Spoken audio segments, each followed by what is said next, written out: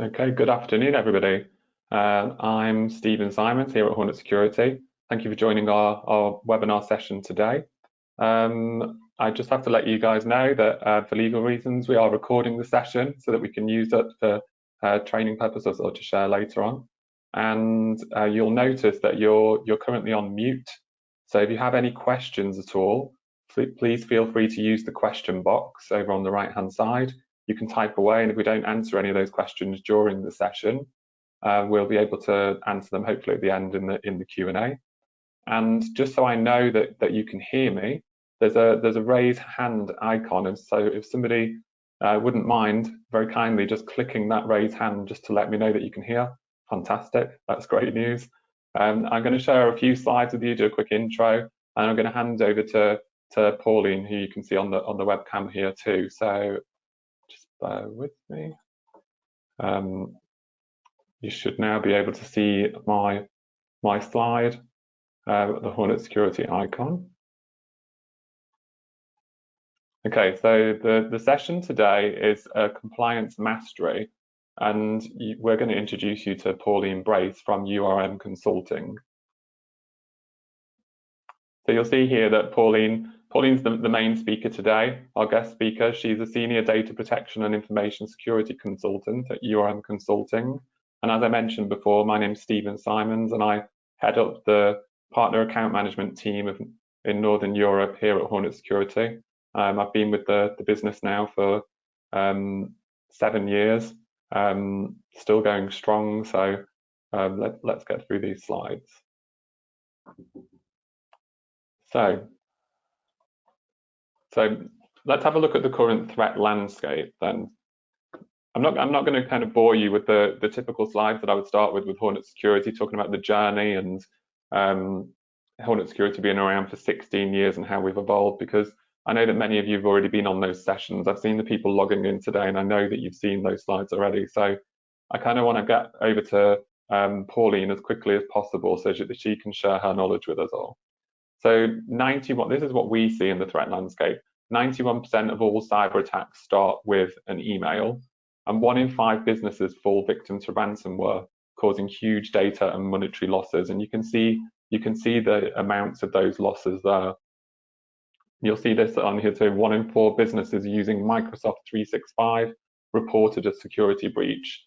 Now this is kind of, I like to shout about this because daily we have customers or potential new customers contacting us and explaining that they've got Microsoft 365 in place, but they're still seeing spoof emails coming through, and they want to tighten their security and stop that from happening. Obviously, because there's so many people using Microsoft 365, it's a good place for people to attack and to try and breach and get sensitive data and things like that. So we have our own in-house security lab team, and they're reporting these numbers from our own services, our own email security services. So we see on an average day 33,000 new email-based threats, 13,000 ransomware attacks every hour, 365 sophisticated phishing attacks per minute, and 8 multi-vector fraud attacks per minute. So I suppose now it is the time really to make sure that you've got the right level of cover in place, both for your own domain, but also for your customers too. And at this point, I'm going to hand over to Pauline. So just bear with me while I change presenters here. You should now have the screen, Pauline. Thank you, Stephen. I'm just going to fire up my slides so I can make a start. Hello, everybody. Thanks for joining us today. You should see that on full screen now. So what are we going to be talking about? GDPR, the great changes made to protect all of us in European economic area from misuse and breaches of our personal data. It's a very, very comprehensive piece of legislation. You've probably been introduced to it already. If you haven't, we're just going to have a quick helicopter view today of just the most relevant bits in relation to so Office 365 security and some of the other things we need to do as an organization to help protect against some of these data breach failures.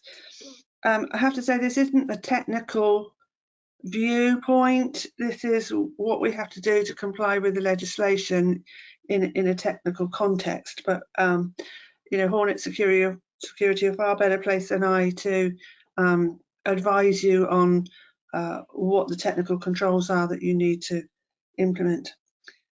My first point is definitely the first bullet point on this slide is, you know, technology is not the villain here.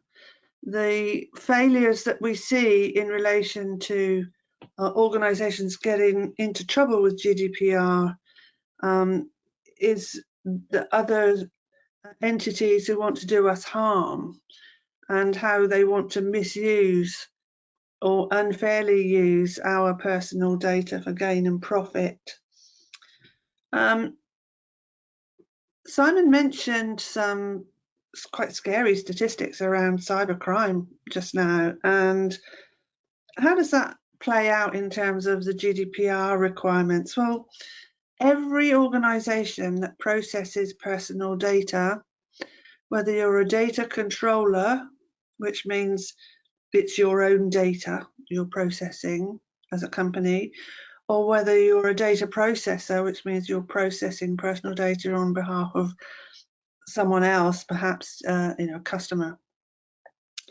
The key requirement here in this context is that we are obliged to apply what's called TOMS, technical and organizational measures to protect the personal data and the rights of individuals. We all have a right to expect our data, personal data, to be processed securely. This is a specific section of the GDPR, and this is where we're tying this presentation into technical and organizational measures. Some of the biggest consequences and fines arise from failure to apply those technical and organizational measures. If you failed to have sufficient security control, you could also be guilty of an administrative breach of the GDPR, because every organization that's processing personal data has to be accountable for the secure processing of our personal data. So there are two areas of the GDPR here which apply. One is Article 32, the security requirements, and one is Article 5, which is the administrative management, governance and oversight, where as a data controller or a data processor, our companies have to be in a position to prove that they had implemented and maintained those technical and organizational measures. So let's take a little look at what those two legal references are all about. Okay, under Article 5, there's a set of principles. Now, these are not new. These were already in place throughout the UK and Europe from 1995 European Directive and 1998, the UK's implementation of that. We all have to apply these principles to everything we do with personal data. I'm not going to read out all of these bullets for you. I'm just going to select a couple. We can look straight at bullet point number 6, which says that the law says that personal data must be processed in a manner that ensures appropriate security, including against unlawful or unauthorized processing or from accidental loss and destruction. And we need to take steps to make sure we can rely on the integrity and the confidentiality of that data, which talks to accuracy, Where is it? Can we find it? All of those storage type elements of what we do. We're not allowed to process data that is excessive. It needs to be relevant for the reasons we processed it. And a key word for your memories is the processing must be necessary. We're not allowed to collect and process, personal data about our colleagues, our customers, our consumers, unless it is necessary for the purposes that they're processing it.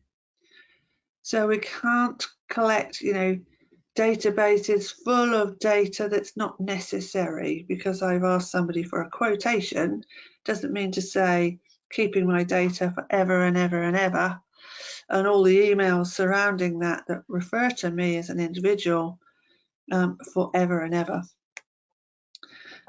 So these principles are the fundamental cornerstone of data protection law, whether it's the UK GDPR, the EU GDPR, they are the same currently.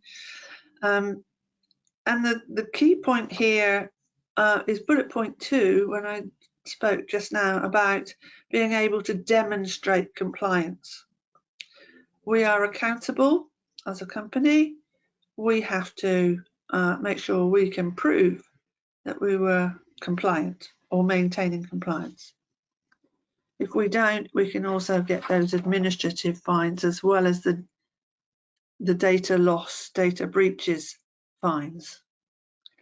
So let's have a look a little more into that accountability requirement. You've probably seen in recent news that the head of a UK bank resigned over a privacy failure. So the accountability for GDPR compliance sits right at the top of the organisation, just alongside health and safety and other, company law, etc. It's right at the top of the organisation. So senior heads will roll if there is a breach or potentially. And that's what happened to the head of the NatWest Bank.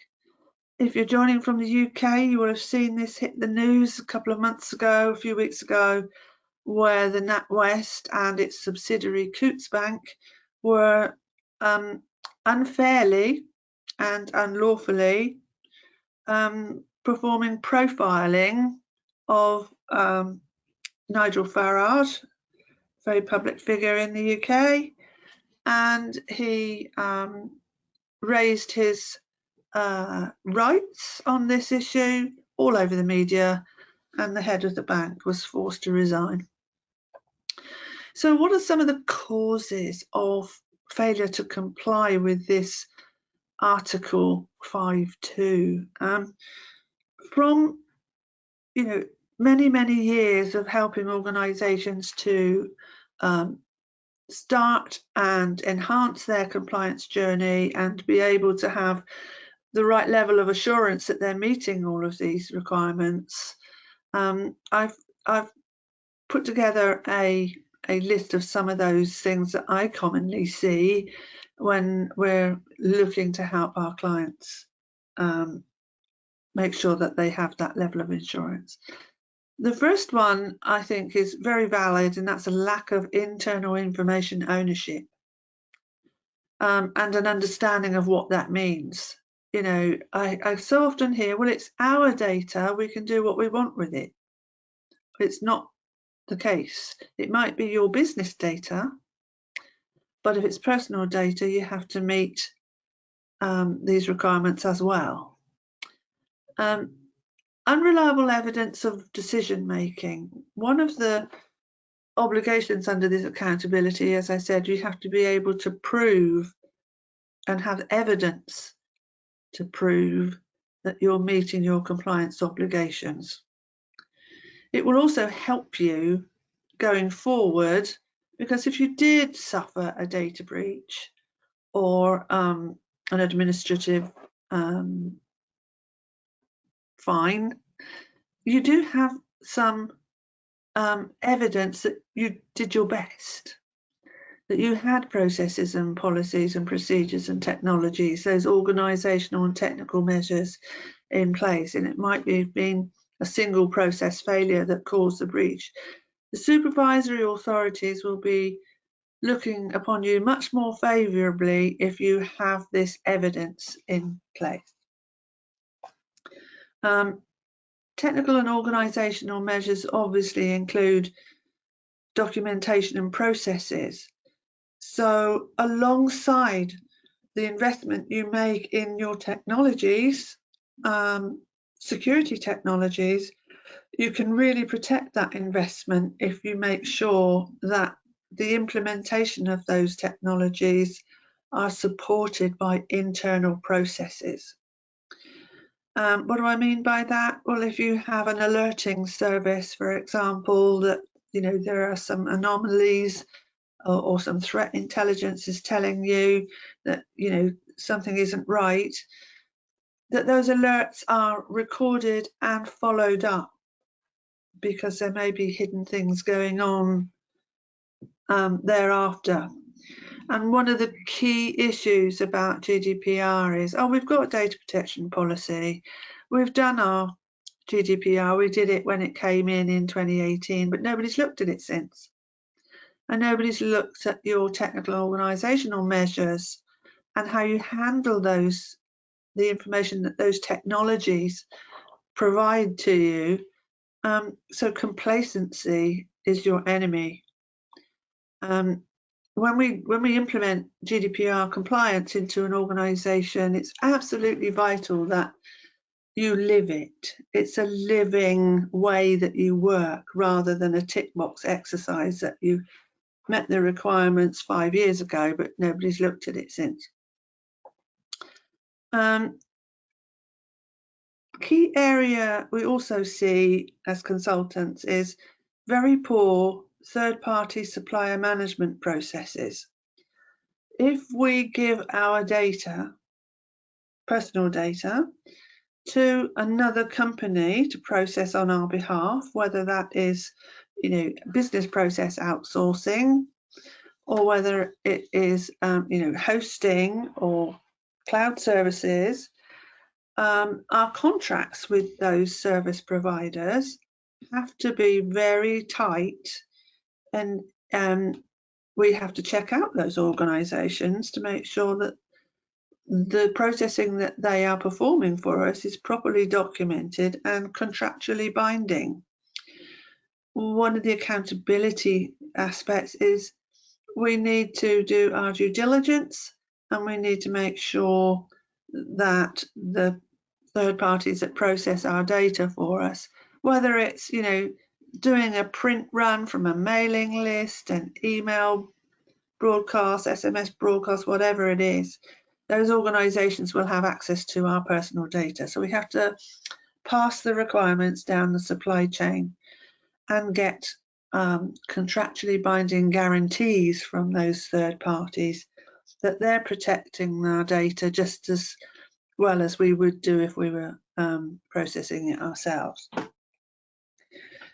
There's some tricky bits in this accountability requirement, which says to the effect, if we're going to introduce new technologies that will process personal data, we need to understand the impact to the data subjects, that's you and I and your users and your customers' users, etc.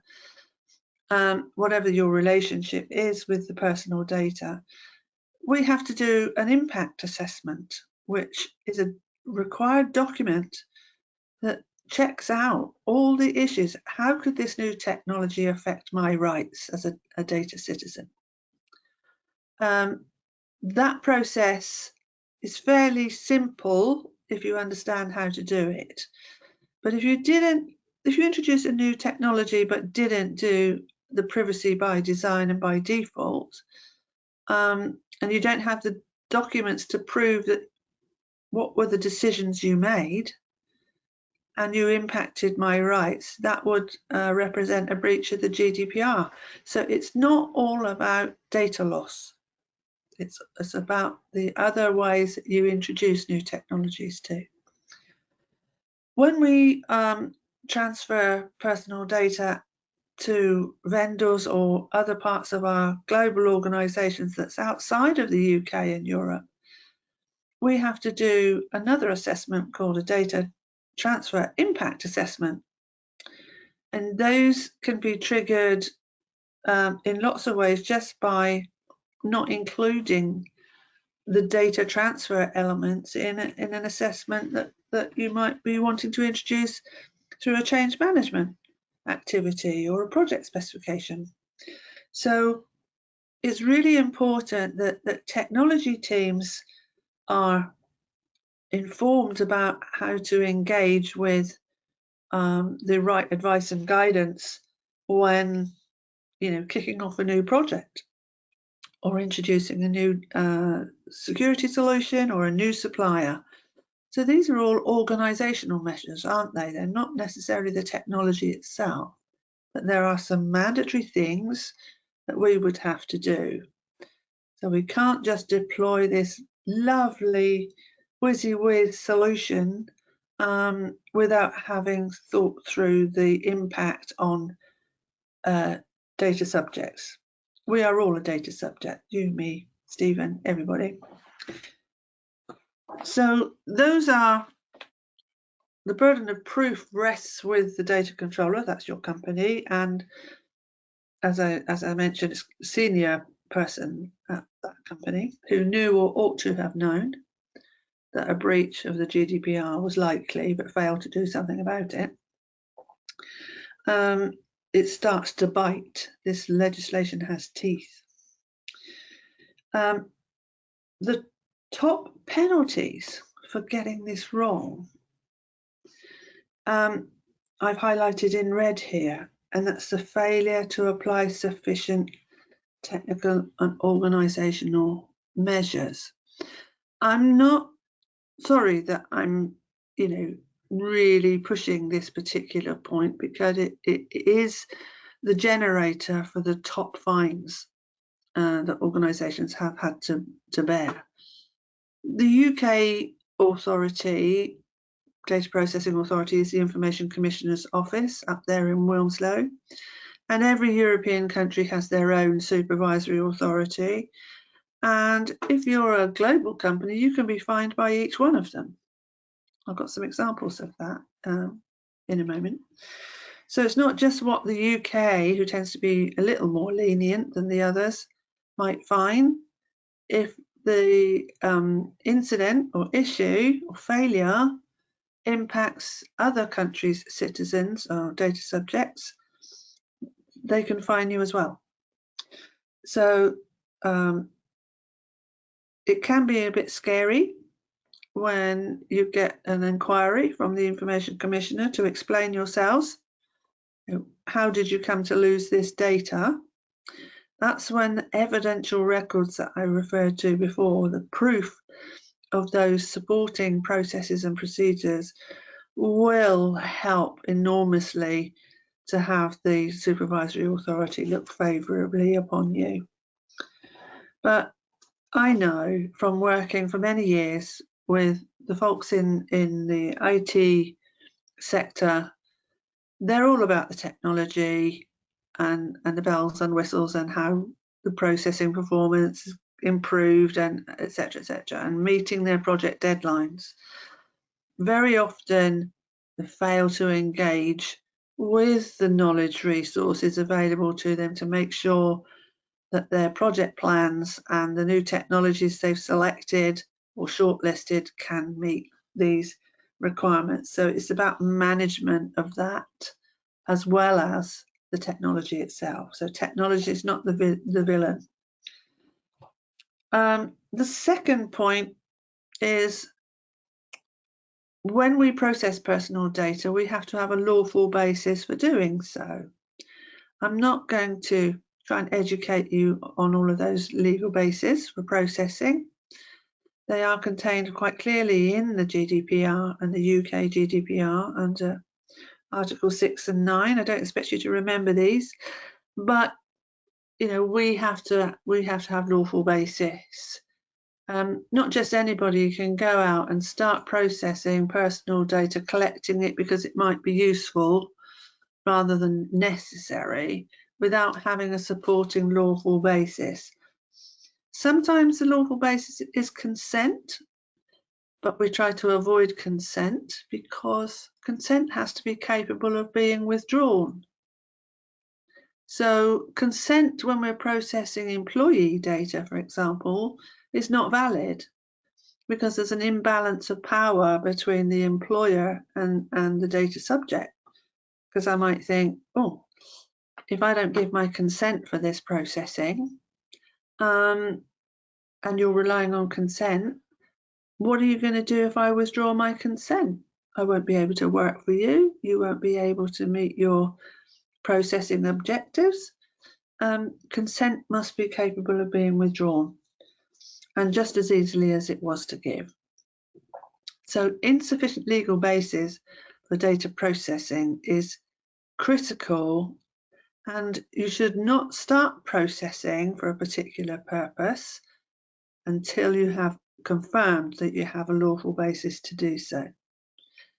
I'm sure you can see that this is where the record keeping comes in. If you had a change situation where you needed to join or allow two systems to seed and feed personal data records between one application and another, from the technical perspective, it's probably just implementing an API. But from the legal compliance requirements, there could be a whole host of other hoops to jump through so that you can maintain that level of compliance, because the new system you're joining up to might do processing of those personal data items for a completely different reason. So we have to track all of that and make sure we have made the right decisions. The other big topic, which you've probably seen in the news a lot, is unlawfully transferring personal data to third countries. That's any country that's outside of the UK, EU, European Economic Area. For example, if your organisation needs to transfer data to the United States, they are not considered an adequate country. That is, they do not have equivalent data protection law in the US to protect our personal data.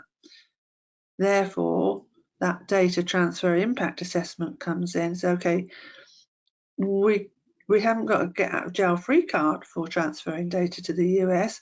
What are our technical and organisational measures going to be to protect the rights of individuals for European data subjects? And that's where we get into third-party contracts, assessment of risk, making sure that we do have a valid reason to transfer the data to the United States. And if you think cloud computing, we have some work to do to make sure we've got and done that due diligence and we have a record of the decisions we made. The other element of that is we need to think, how could we do this differently? Is transferring the data to the United States necessary or nice to have? Because very often when we ask this question, our clients respond, well, we could process it in the UK or Europe, but they'd chosen a vendor that was hosting the data in the United States. So these elements are the ones that trigger the fines. I've already mentioned poor management of third-party suppliers. Now, cyber attack motivation, well, you have Hornetsecurity who have far more knowledge and information about these ways in which personal data gets stolen, abused, made no longer available through ransomware, encryption, etc. And these are all valid reasons that you have to think about when we're looking at what do our security solutions need to provide. So they can far better advise you than I on the technicalities of how these things work. But I just wanted to highlight on this topic here is that if a third party who wants to do you harm, whether it's a hacker or even an individual that's already working within your company, it is a criminal offence under the GDPR to unlawfully obtain personal data without the data controller's permission. So anyone that does want to do you harm by any of these cyber attack means, they are very much breaking the law. And that was the reason why I wanted to highlight that. It is a criminal offence. When we talk about criminal offences, the organisation, okay, the data controller, the data processor, and individual employees of that data controller can all be prosecuted and end up with a criminal record for obtaining data without the data controller's permission. So looking at some statistics here, because they are very telling. Now this is UK only. These are some of the consequences of getting it wrong. I've got a couple of slides on this subject. Looking back from January to July 2023, you will have seen these in the press, I'm sure.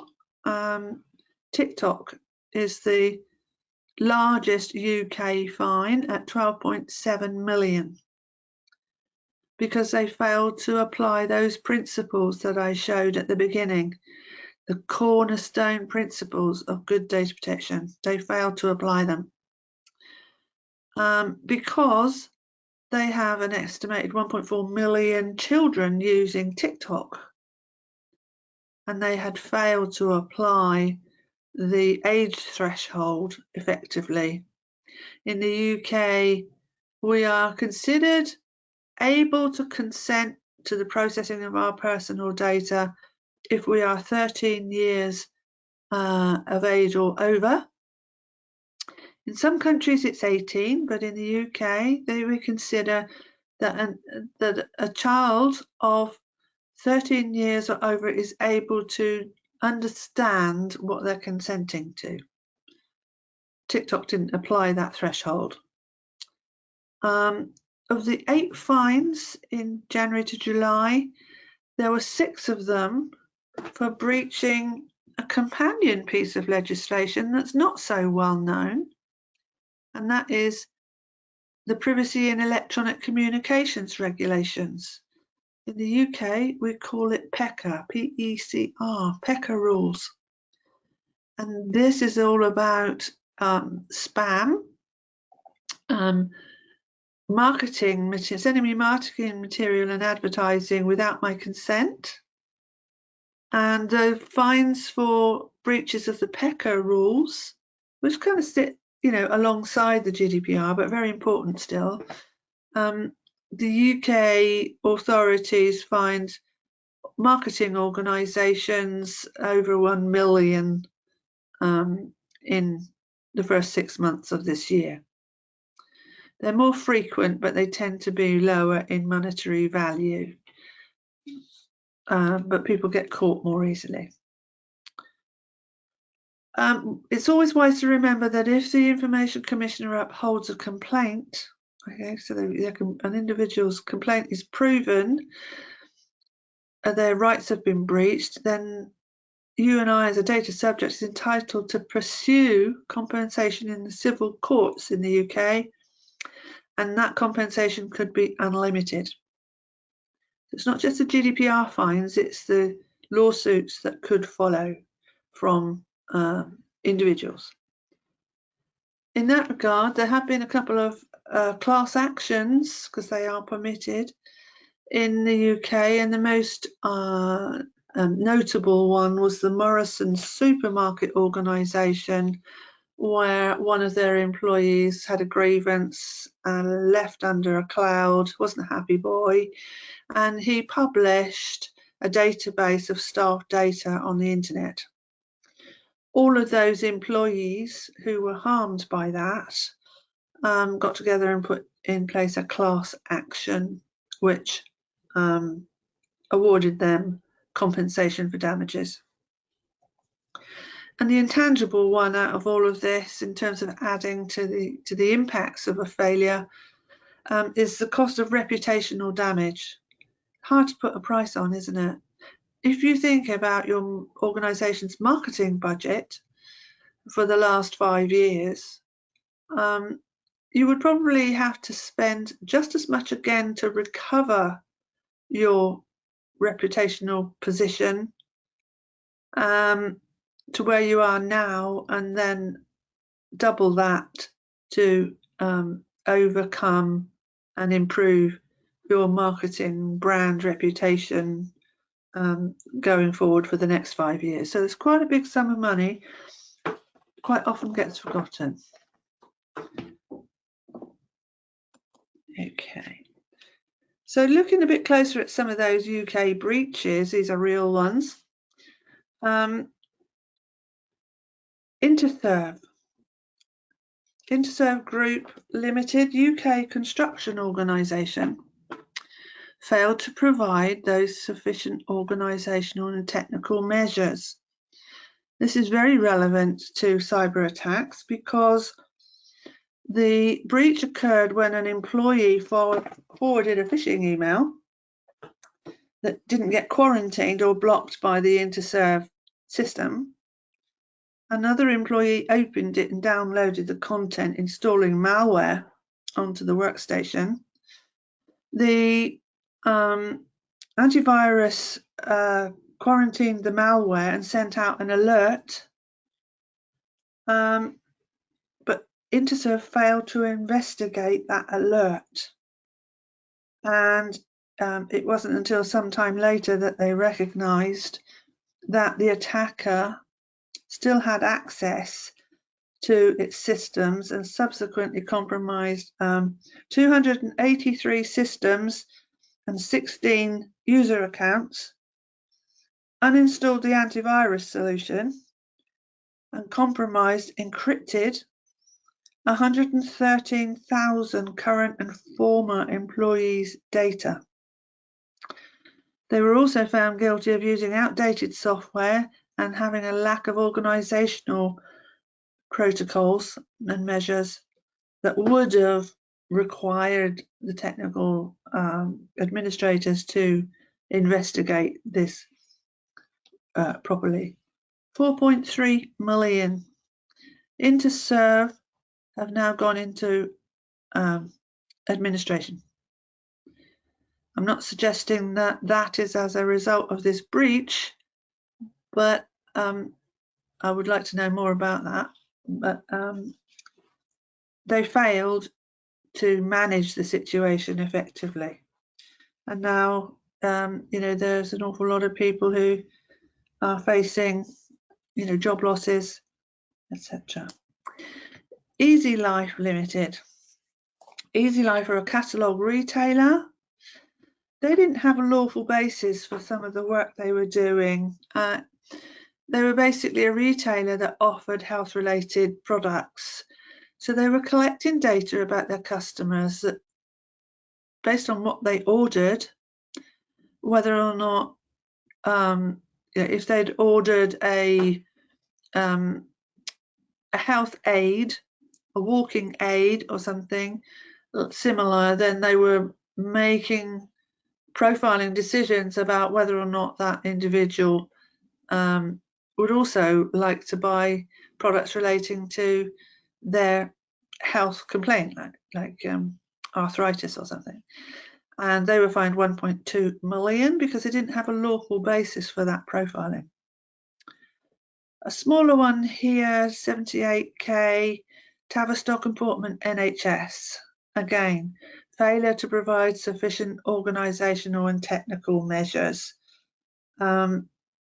this was a simple one that we see recurring all the time. You'll be familiar with it.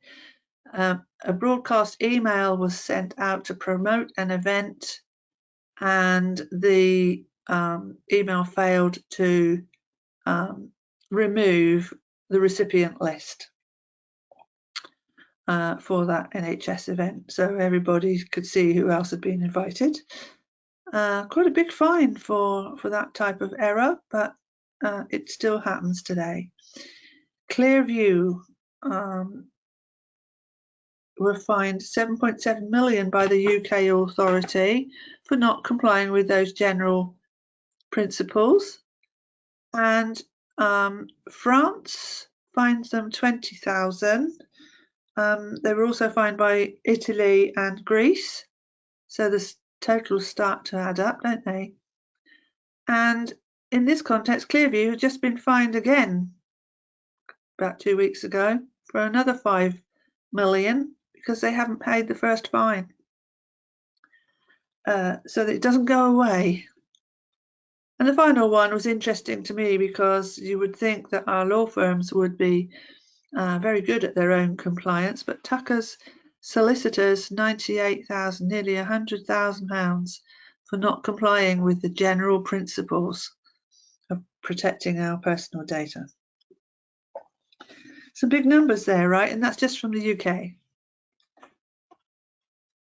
The latest one in the news, I think, that you'll probably be familiar with is the cyber breach at Manchester Police, disclosing a lot of officers' personal data. But it's not just corporates. Remember, if you work for an organisation and you misuse the personal data that's entrusted to you, you as individuals, you and I, can also be prosecuted and end up with a criminal records. A couple of examples here. A call centre operative illegally accessed records of a child and his family. The RAC member of staff that was obtaining personal data of people involved in road collisions who were later harassed by a claims company he was working or colluding with. A former tracing agent illegally obtaining personal information to try and establish whether or not customers of a high street bank could afford to repay their debt. So a debt collection tracing agency that was. So, you know, how do we even start to manage all of this stuff? Well, yes, you've got your technical protection mechanisms that will alert you and quarantine email. But we also have to have proof that the people that work for us using those email services, or your customers using Office 365, understand and have been trained to ensure they are trustworthy and reliable, that they have appropriate policies, processes and procedures in place, without which, and if it's not monitored and properly implemented, users will find a way to circumnavigate your technical controls or do something silly. So all of these tools are at our disposal, not just the technical ones.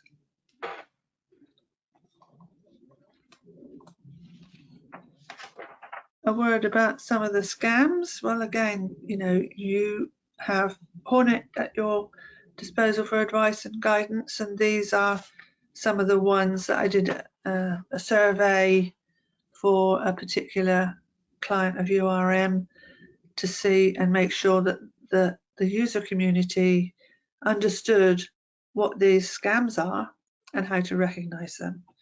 And you should be monitoring whether or not your communication and education is effective, because these change on a daily basis. There's always something new going around, and your user communities need to be able to recognize them, but you can test. There are tests that can be run giving a fake phishing scam or a similar type of scam, and seeing how many of the user community actually click on it and how many alert you to say this looks a bit dodgy.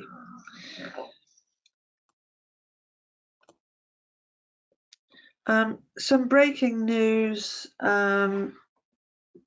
about the legality of transferring personal data to the United States, which many organizations do these days. There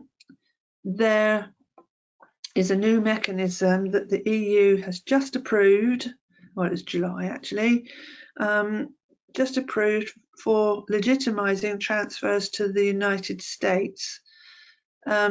And that includes to hosting organizations, cloud services companies, etc.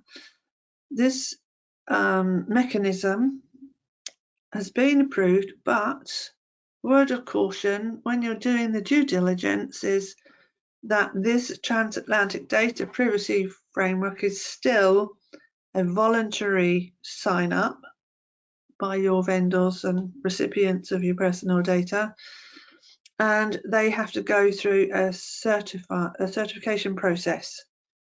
So although the legislation is now on the table for use, really the infrastructure that's going to implement this that you can rely on in the United States is very much in its infancy and will be challenged. It will be challenged again by European citizens to say that still doesn't safeguard our rights and rights to legal remedy or compensation in the US. So this is very new. A lot of our customers are taking a wait and see approach to see whether or not this survives in its current format before relying on it for transfers to the US.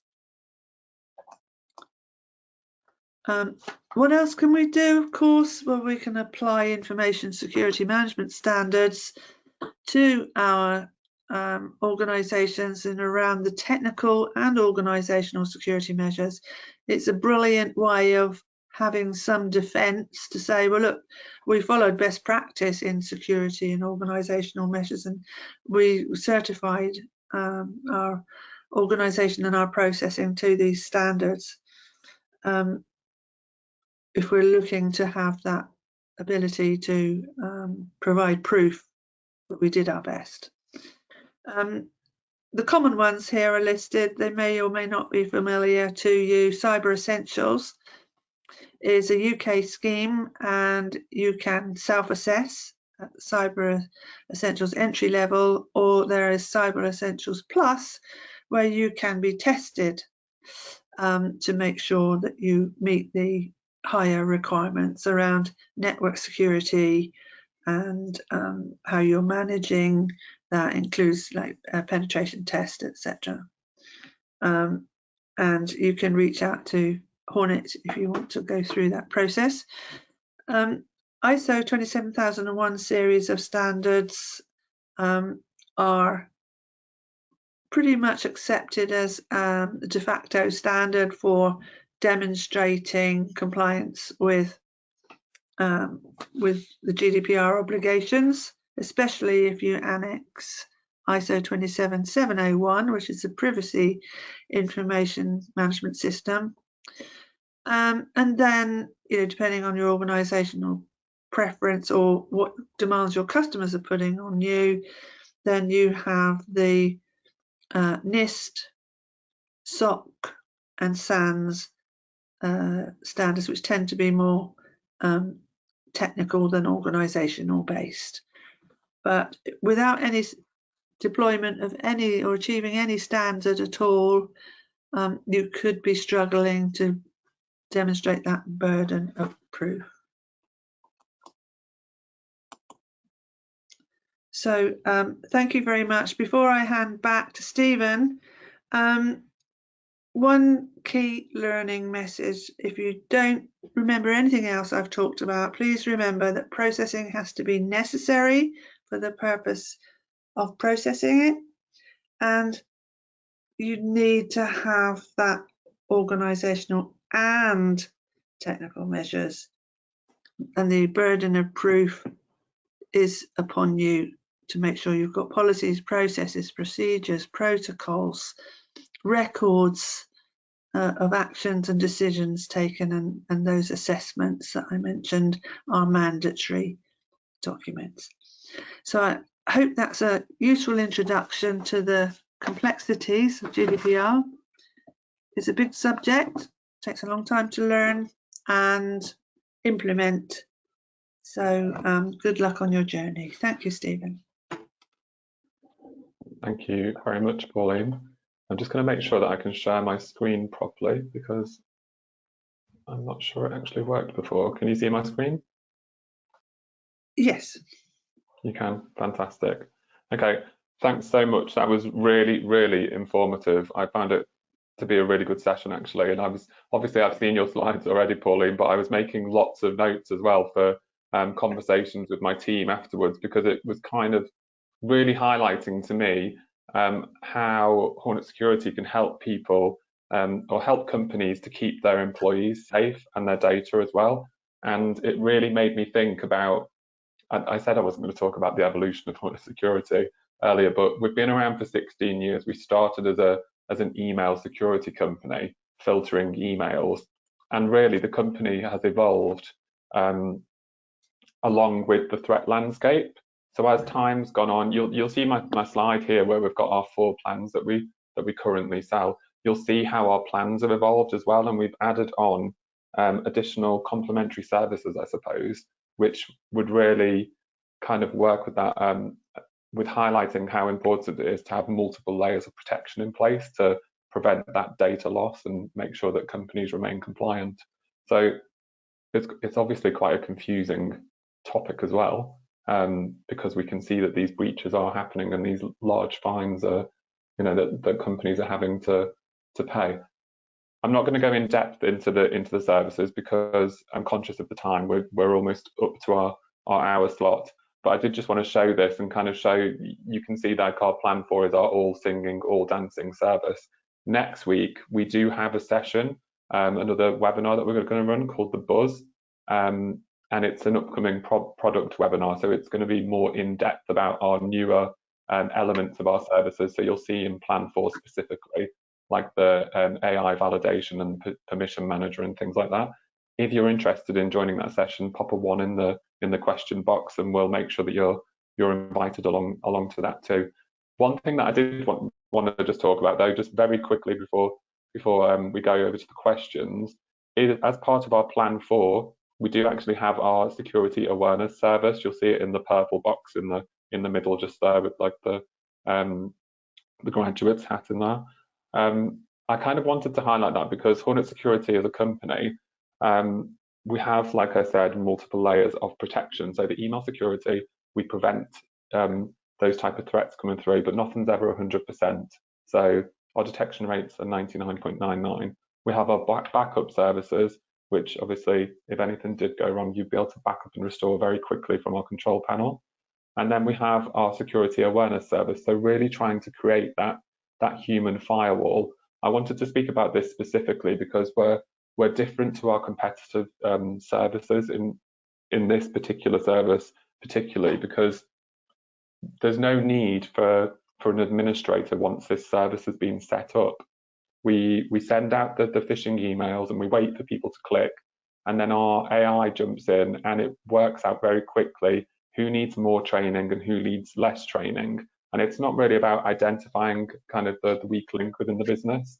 We want to just kind of make sure that people are consciously aware that they need to be looking out for those type of threats that are coming through to help keep them safe and to prevent that data breach. So we say with our service, actually, after 7 months, that every employee will have an ESI, an employee survey index score, over 70, which puts them at an adequate level of protection. And as they continue to use the service, that will just continue to move upwards. So any questions? We did have some questions actually. Well, it was more, Pauline, it was more so the same kind of question a couple of times asked differently. So they were asking on there, what's the most important thing that an organisation should do when starting their compliance journey? Perform a data audit so you know where your personal data resources are, where they're stored and who uses them and what purposes they're using the data for. You need to know what you've got and how you're using it before you can determine what countermeasures you need to have in place and what level of compliance elements would be included in your compliance programme. Okay, brilliant. Thank you very much. I don't see any more questions in there. I did see one actually. I did see Jack. He popped in there that he couldn't see my slides at the beginning. So we're going to share a recording of the session anyway and the slides afterwards. So you'll be able to see those. We'll get them over to you. And nice to see some people have asked if they can come to the next session too. So that's cool. Yeah, there's no other extra questions. So thank you very much for your time this afternoon, everybody that's attended. And Pauline, thank you so much. It was once again, it was a really informative session. So thank you for your time too. You're very welcome. We just scratched the surface, but you know, we have to start with a helicopter view before we get down into the detail. So thanks everybody. Have a good afternoon. Bye.